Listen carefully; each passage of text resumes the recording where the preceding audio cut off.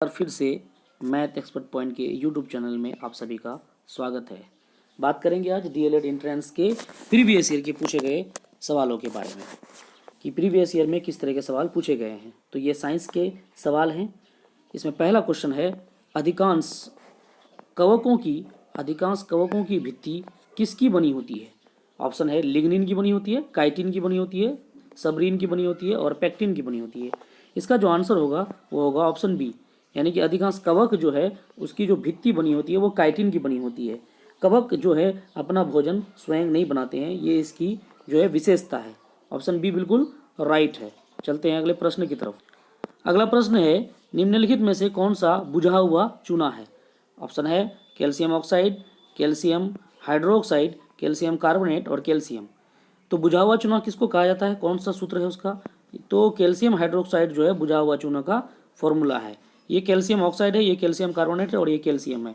तो calcium hydroxide को बोला जाता है कैल्शियम हाइड्रोक्साइड को बोला जाता है बुझा हुआ चूना। ऑप्शन बी बिल्कुल राइट है। अगला प्रश्न है, पशुओं की निम्न में से कौन सी प्रजाति यानी नस्ल दीर्घकाल यानी लंबे समय तक दूध प्राप्ति हेतु उपयोग किया जाता है, ज्यादा दूध देने वाली गाय। ऑप्शन ए है विदेशज या विदेशी नस्लें जैसे ब्राउन स्विस, स्थानीय नस्लें लाल सिंधी या साहीवाल। ऑप्शन सी में है ए और बी दोनों। ऑप्शन डी में है उपयोग में से कोई नहीं। तो बताइए इसका आंसर। इसका जो आंसर होगा वो होगा ऑप्शन सी, यानी ए और बी दोनों। विदेशी नस्लें जैसे ब्राउन स्विस ये भी दीर्घकाल तक दूध देने वाला है, और लाल सिंघी और साहीवाल ये नस्लें जो है ये लंबे समय तक दूध देने वाली गाय की है। इसलिए ऑप्शन सी जो है यहाँ पे बिल्कुल राइट है, ए और बी दोनों सही है। चलते हैं अगले प्रश्न की तरफ। अगला प्रश्न है, प्रत्यावर्ती धारा प्राप्त करने के लिए प्रयुक्त उपकरण है। प्रत्यावर्ती धारा बोला जाता है एसी को, अल्टरनेटिव करंट को। तो प्रत्यावर्ती धारा प्राप्त करने के लिए प्रयुक्त उपकरण कौन सा है, विद्युत मोटर है, डायनेमो है, वोल्टमीटर है, अमीटर है। आंसर बताइएगा आप लोग।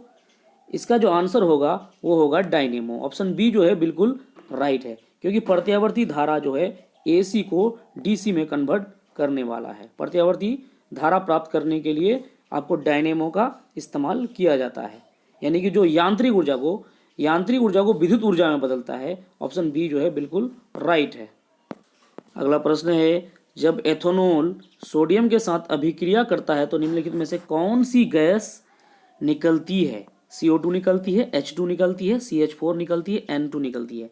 यानी कि जब एथेनॉल को किसके साथ अभिक्रिया कराया जाता है, सोडियम के साथ, यानी कि Na के साथ अभिक्रिया कराया जाता है तो कौन सी गैस निकलती है, H2 गैस निकलती है, हाइड्रोजन गैस निकलती है, H2 गैस निकलती है। और ये H2 गैस जो है क्या कहते हैं कि H2 गैस निकलती है लेकिन बनता है सोडियम इथो ऑक्साइड। ऑप्शन बी जो है यहाँ पे राइट है।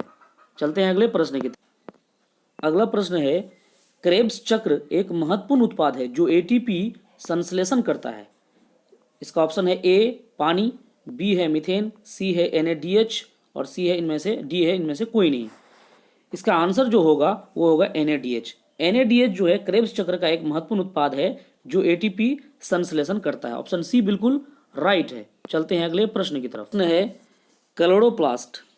क्लोरोप्लास्ट थाइलाक्वाइडस किस रूप में होते हैं। यहाँ पे आपस छूट गया है, आपस में होगा, यहाँ पे आपस में जुड़ी हुई थैली के जैसा, स्वतंत्र डिस्क के जैसा, आपस में जुड़ी नलिकाओं की तरह या स्टैक्ड डिस्क की तरह।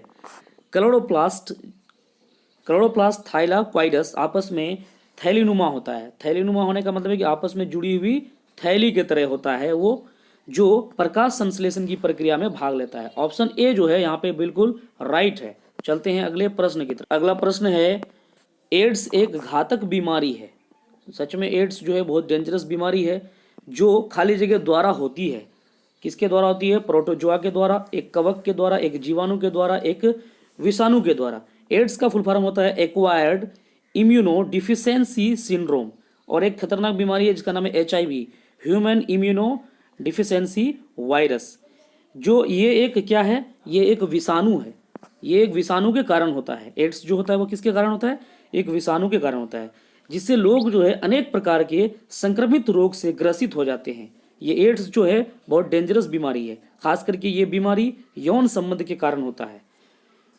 ऑप्शन डी जो है बिल्कुल राइट है। चलते हैं अगले प्रश्न की तरफ। अगला प्रश्न है, आर त्रिज्या वाले वृत्तीय पथ पर गति करने वाले कण का विस्थापन अर्धवृत्त की दूरी तय करने के पश्चात होगा। 0 होगा, पाई आर होगा, 2 पाई आर होगा और 2 आर होगा। इसका जो है आंसर जो है वो 2 आर होगा। कैसे होगा? ये एक वृत्त है और इसका ये केंद्र है और ये इसका व्यास है। पूरा व्यास को हम लोग कहते हैं 2 आर। अगर ये कण यहाँ से लेकर विस्थापित यहाँ तक हो रहा है तो ये विस्थापन नहीं है, अंतिम विस्थापन इसका ये कण मान लेते हैं यहाँ से यहाँ तक गया, तो इसको हम लोग कहते हैं डी, नहीं तो 2 आर कहते हैं। इसलिए इसका ऑप्शन जो है डी बिल्कुल यहाँ पे राइट है। चलते हैं अगले प्रश्न की। अगला प्रश्न है, परमाणु विद्युत उदासीन होता है क्योंकि कुल इलेक्ट्रॉन कुल प्रोटॉन के बराबर होता है, कुल प्रोटॉन कुल न्यूट्रॉन के बराबर होता है, कुल इलेक्ट्रॉन कुल न्यूट्रॉन के बराबर होता है, या इनमें से सभी। इसका जो आंसर होगा वो होगा ऑप्शन पहला, यानी कि कुल इलेक्ट्रॉन जो है कुल प्रोटॉन के बराबर होता है। परमाणु विद्युत उदासीन होता है क्योंकि कुल इलेक्ट्रॉन कुल प्रोटॉन के बराबर होता है। इसका ऑप्शन ए जो है यहाँ पे बिल्कुल राइट है। चलते हैं अगले प्रश्न की। अगला प्रश्न है, झड़िया किस वस्तु के उत्पादन के लिए जाना जाता है? झड़िया चांदी के लिए जाना जाता है, कोयला के लिए जाना जाता है, पेट्रोलियम के लिए जाना जाता है, सोना के लिए जाना जाता है। इसका आंसर जो होगा वो होगा ऑप्शन बी। झड़िया जो है ये झारखंड के धनबाद में एक जगह है जहाँ जो कोयला उत्पादन के लिए जाना जाता है। ये कोयला उत्पादन का सबसे बड़ा क्षेत्र है। ये गोंडवाना कोयला क्षेत्र दामोदर घाटी में स्थित है। यानी कि झड़िया जो है किसके लिए फेमस है, किस उत्पादन के लिए? तो कोयला उत्पादन के लिए ये जाना जाता है। ऑप्शन बी यहाँ पे बिल्कुल राइट है। चलते हैं अगले प्रश्न की तरफ।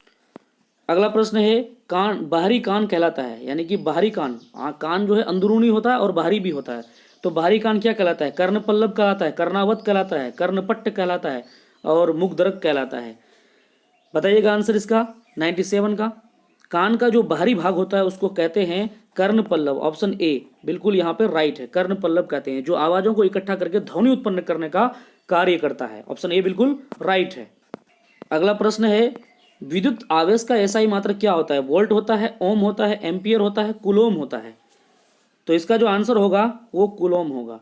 विद्युत आवेश का एसआई मात्रक क्या है? कूलोम, या नहीं तो एम्पियर सेकंड भी होता है, एम्पियर सेकंड भी होता है। इसका एसआई मात्रक कूलोम भी होता है।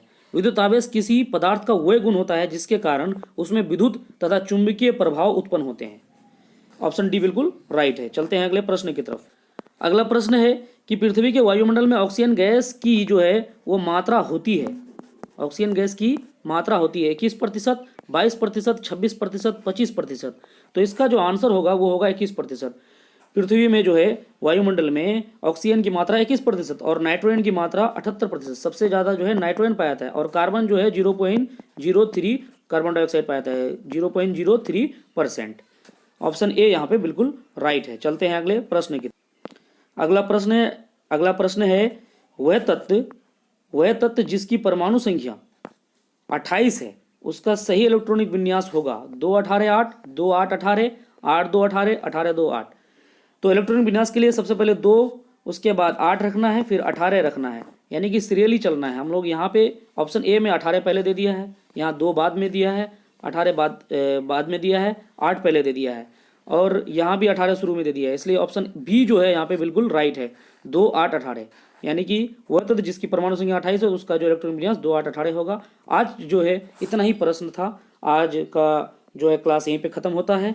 इसी तरह के प्रश्न के लिए आप कमेंट कीजिएगा कि हमको डीएलएड का पूरा तैयारी कराइए। मैथ स्पोर्ट पॉइंट जो है आपको डीएलएड एंट्रेंस का पूरा तैयारी कराएगा और फॉर्म भरने का लास्ट डेट जो है वो 8 फरवरी है। जो फॉर्म नहीं भरे हैं वो फॉर्म भर सकते हैं और चैनल में नए हैं तो लाइक कर देंगे, सब्सक्राइब कर देंगे और दोस्तों के साथ शेयर कर देंगे। धन्यवाद।